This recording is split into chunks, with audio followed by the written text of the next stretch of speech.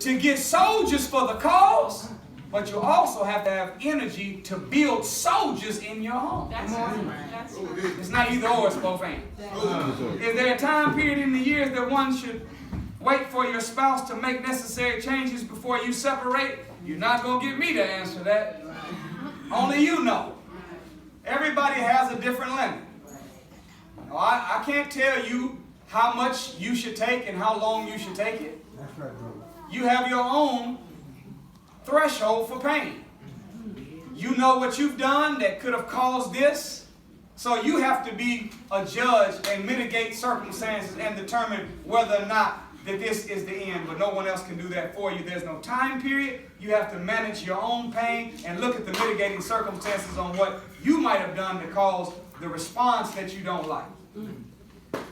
How do we understand the roles of a male and a female according to Scripture defined practically in today's American society?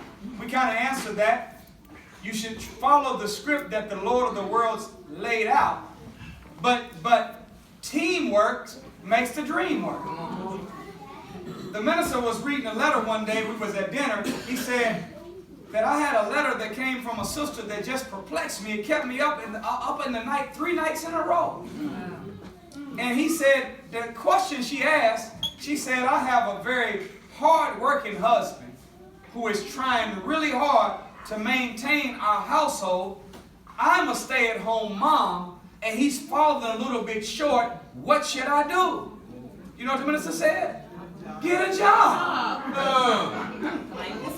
Get a job and help him out. You're not saying that I have a lazy man that's not trying. You saying I got a hard-working man that's trying hard.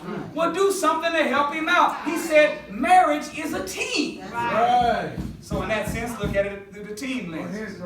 What are some things a man should have situated before he proposes? He should be a solid man. Because if you're not a solid man, you'll never be able to make a solid marriage. That's right.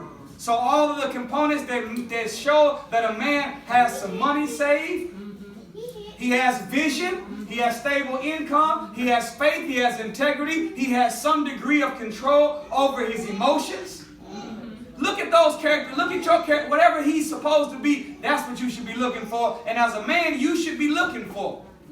See, many of us, we want a Khadijah, but we don't want to be a Farrakhan. There we go.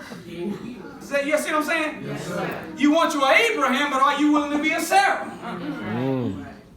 Don't worry about looking around for a Khadijah as a man. Invest in yourself to become Farrakhan. And you will attract the Khadijah to you. Not this one, she's taken. But y'all understand what I'm saying. So, focus on yourself. All right, 2 more questions, then we're gone. What is the most important attribute that should be found in a courtship to determine if the marriage will be successful? They have to have a belief in the Lord of the worlds. And then, of course, you don't want to stop at 1. You got to go down the list and look for the other 9 that is in the spiritual compatibility code in Surah 33, verse 35. And then look at your list of the ideal man or woman, and then make sure that they are your fit as well. How can my husband be more patient with our children? Patience is a virtue. Patience is not something we're born with, we have to learn. Allah in the Quran says that He created man what? So we were born impatient. So if man was created impatient, but we are told to seek assistance through what? Patience. So that means that patience is an attribute we have to develop. Right. How do you become patient? You know what the Honorable Elijah Muhammad gave as a formula? Think 5 times before you speak. Right. And you may be right. Before we say, from emotion, now you know if we got to think 5 times before we say, we got to think even more than that before we do. So before we act out of impatience or speak out of impatience, and thinking 5 times doesn't mean that we just think the same thing 5 times. Yep, I ran through it 5 times. Now I'm telling you, your mama crazy, you crazy, and I can't take it.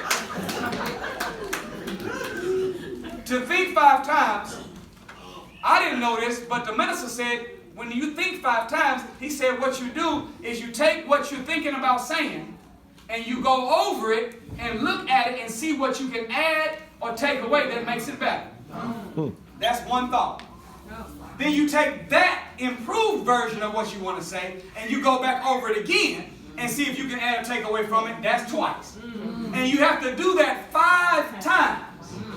You have to edit it.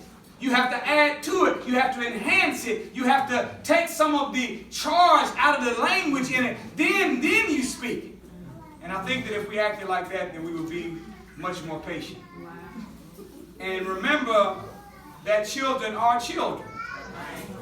They are underdeveloped human beings that do not know what you know. And I would suggest this. Before you're too hard on your children, think about how rebellious we've been to Allah, our Father. Right. Would we want the God to treat us the way we treat our children?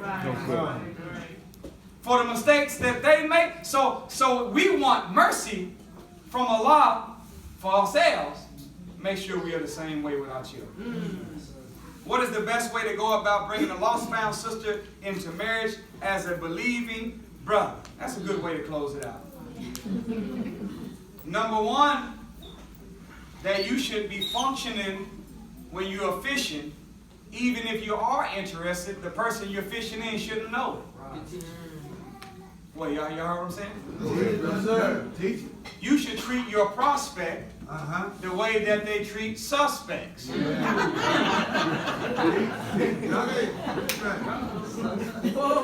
you ever heard of a lineup? Yeah. You can see them, but they can't see you. So whenever you are thinking about marrying someone, you should never make it known.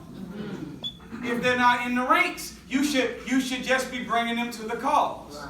You want them to build a healthy relationship with Allah and the truth. Teach it, teach it, teach it. You don't want to have that they are here for you. Because I got news for you, black man. You're going to let her down. But Allah never will let her down. But if her faith is based partially on Allah and another part on you, when you let her down, she might lose some of her faith. Yeah. So you have to be behind the glass. And really, if we was fishing like we were supposed to be fishing, we would have brothers and sisters all behind the glass. Right. Go ahead. When they're looking for suspects, it's not no 2 people behind the glass. They got about 6 people lined up. No doubt. Turn.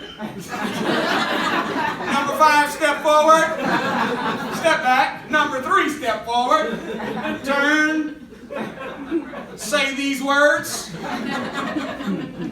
Give it that bag, nigga. No. But you know what they do. So when you're courting or whenever you're interested, you should be looking at them without them knowing you're looking at them. They should not have in their mind that you're trying to bring them to the mosque for personal reasons. And do you know that if we all fished like we should, we'd have 5 brothers, 5 sisters per brother and sister in a lineup. And as you're watching them in the study group, watching them move through the ranks, watching the way that they interact with other people, you can say, man, I thought that she would have been the one for me, but not me, but I bet she'd probably be a good match for Brother Thomas. Right. Yeah, he's not.